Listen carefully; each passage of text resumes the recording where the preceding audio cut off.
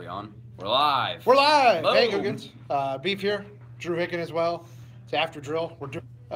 We've ever had on this program today, delivered by Doc Murphy during the Inside the Injury Report this morning. If you missed it, your dad has been nursing. I want to say nursing. Your dad's been sick.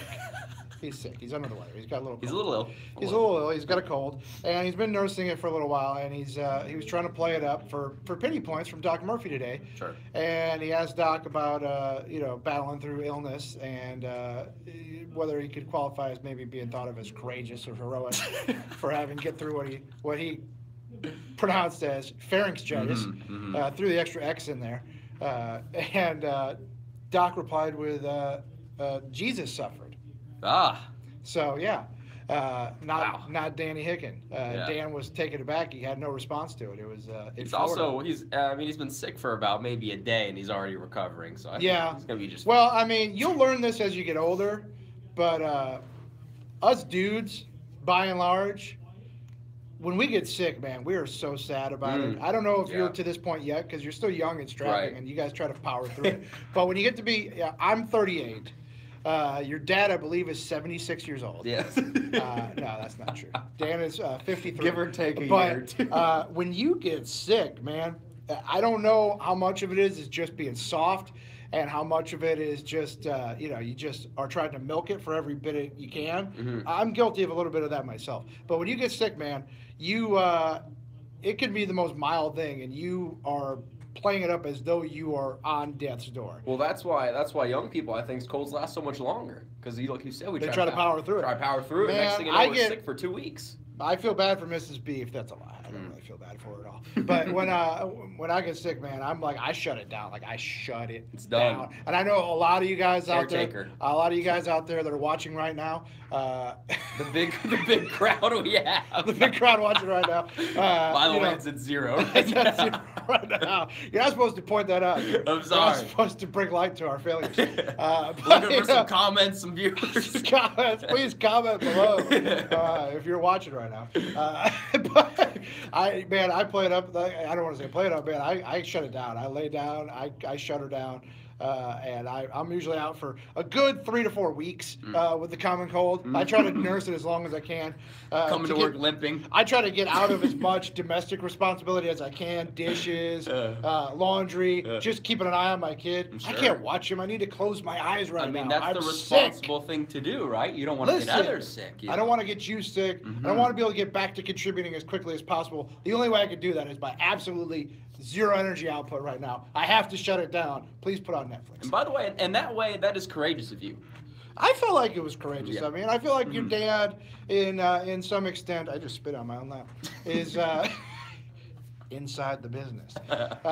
Behind the scenes. I'll let him own the courageous title. It's not courageous in the same way as somebody, takes a bullet or dives in front of a bus to save a child. But it's courageous that he comes in here every day and puts up with me and Jeff for 4 hours, well, 3, and while battling an illness. It's courageous of him. Maybe a close second. It's like a sliding scale. Maybe a close second to the bullet. As courageous as media slappies can be, like ourselves, it's courageous for him to come in here and do the radio show and work TV. He's been working TV all week, so make everyone else. He's been grinding, man. Yeah. Obviously the big talker today, rightfully so, as we're just watching it on the TV right now. The dagger by Golden State, and more specifically the dagger from a good 28 feet away by Kevin Durant. I mean, they're calling it 30 feet. That's generous. Yeah. But still, he was a good 5 feet behind the 3-point line. That's a good 28-foot jumper. That, I mean, honest to goodness, from the exact same spot he hit the dagger last year in Game 3 in Cleveland. That just ripped the Cavs' heart out. And I don't know, maybe it's like last year, and the Cavs, sack up a little bit at home in Game 4 and take Game 4 so they don't get swept on their home court. But something about it. Last year, I felt like that Cavs team had balls. Right. They wanted to not lose on their home court. Right. LeBron was playing well. Kyrie was playing well, and they didn't want to lose that game. And I am so intrigued and excited to watch Game 4 And all of my excitement and intrigue has zero to do with basketball.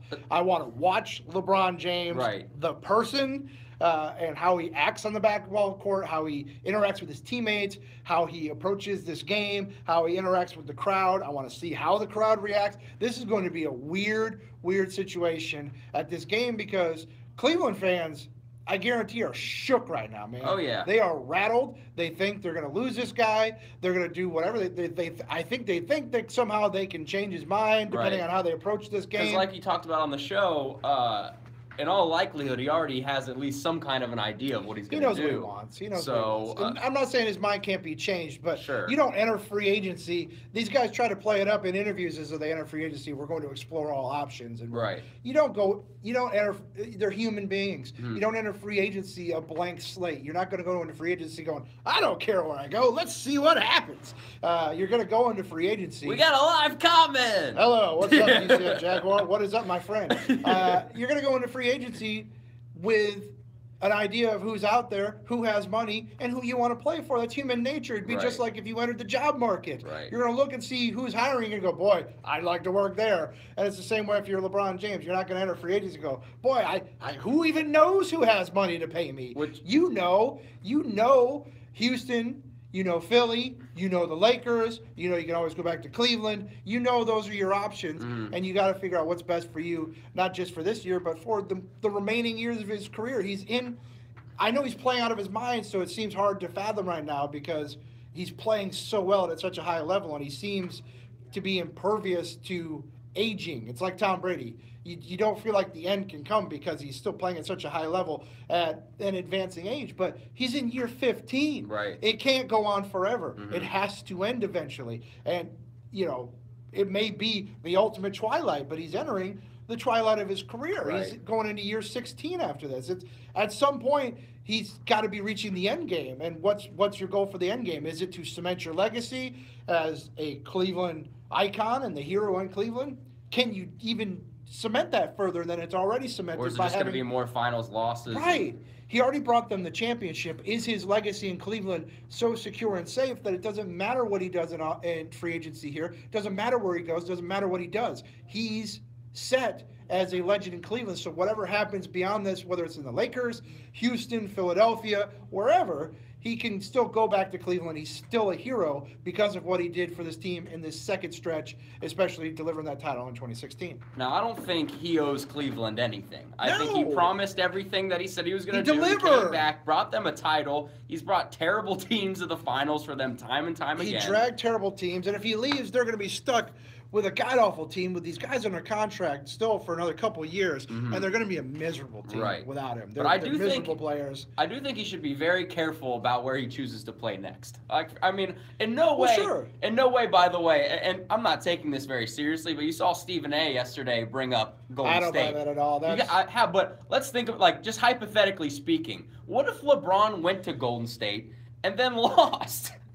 Then your entire legacy is done then. I think that's more a talking head trying to spin the wheels. Like I said, I'm not taking it very seriously. Look, if you're LeBron James and the Oakland area code rings up on your phone, you're going to answer it. Yeah. You're going to go, well, hey. He's going to talk to him. Dazzle me. But I don't see how there's room to make LeBron. I'm sure they could find a way to make room, but they're going to have to shed pieces. If you brought in LeBron James, you probably have to deal a Klay Thompson or a Draymond Green. It would have to be Steph, KD, and LeBron, and everybody else to make the financials work. It's not going to work. You can't add him to that mix. There's not enough room unless you want to go way, way, way into the luxury tax threshold because they're already up against it.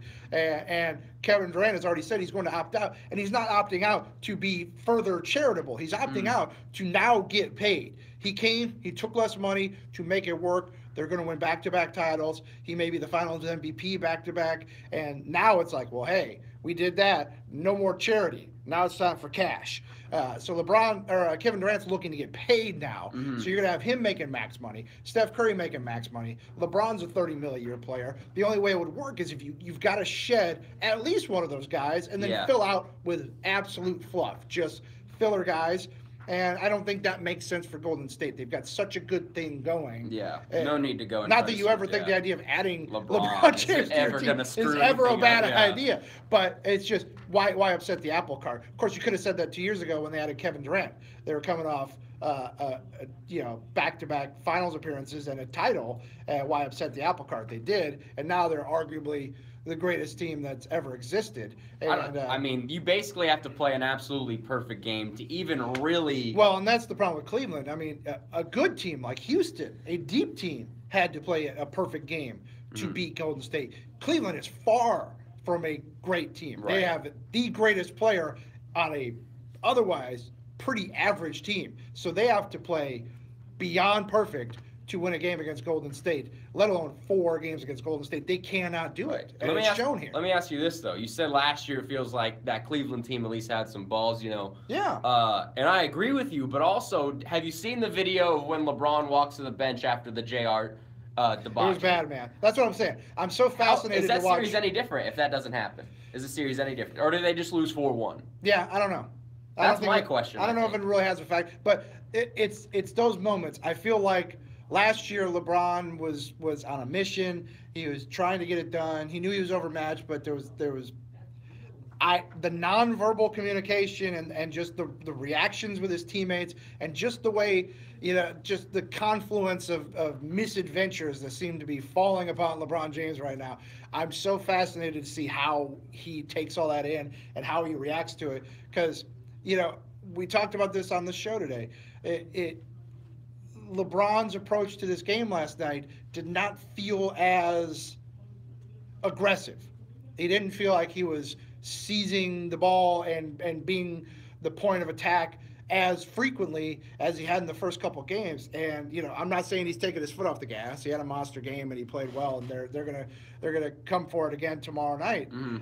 But I just wonder, it's like, at some point, does your mind just go, man, we don't have it? You see his real mindset now when he broke character really for like the first time ever in that press conference the other day when they're talking to him about J.R. Smith and picking up his teammates, and they say, did you react wrong in that video where you're disappointed about the timeout? And he goes, how much more do you want me to pick up my teammates? Right. We are in the NBA Finals. We're in the NBA Finals. If these guys can't get hyped, that's basically him underlying tone saying, I just took this trash team to the finals. What else do you want You're from in me? the finals. Yeah. How much more hype do you need to be? Right. You're playing for the title. If you can't get up for that, then you can't get up for a game. Exactly. You're just in the wrong business.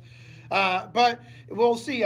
Game 4, potentially the finale of the NBA Finals tomorrow night. Of course, you'll hear it on 1010XL and 92.5 FM. It'll start on 1010XL, and we'll pick it up at 10 o'clock on 92.5 FM, so don't miss it here on the Superstation. And we'll be back tomorrow morning for more of the drill. As always, Fridays are a fun show, a busy show, a exciting show. And don't forget, as Jeff always does, 9 o'clock, we sing, we dance, because it's Friday morning and it makes us fun. By the way, do you have Golden State getting the sweep? Yes. I say yes. Yeah, brooms up. Yeah.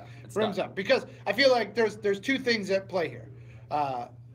Golden State wants this sweep. Yeah. That's the biggest thing. Right. I feel like that's the one thing that was missing from last year, is that they didn't sweep the finals. Is that they didn't assert their dominance fully by sweeping the finals. I think last night they got a taste of it, and I think they want the sweep. Yeah. And I'm worried that Cleveland might give it to them, because I feel like Cleveland is especially if LeBron's got his foot out the door. I guarantee you that his teammates can at least kind of sense that too. If they've got that feeling, and Ty Lue sounded a little bit like this. He's like, we're not a broken team. You know who says you're not a broken team? A broken team. Yeah. I just worry that this team, unlike last year's team, feels like this is it. Yeah. And if this is it, then maybe they take their foot off the gas a little bit if it's looking sketchy in the second half, and they let GSW cruise and finish off this 4-game sweep. I'm Beef. He's Drew Hicken. You can always find us on Twitter. I'm at Beef in the Box. I'm Drew_Hicken. Drew, don't forget the underscore. Don't forget the underscore. Don't tweet the other Drew Hicken. He's a monster. We'll be back tomorrow for another edition of After Drill.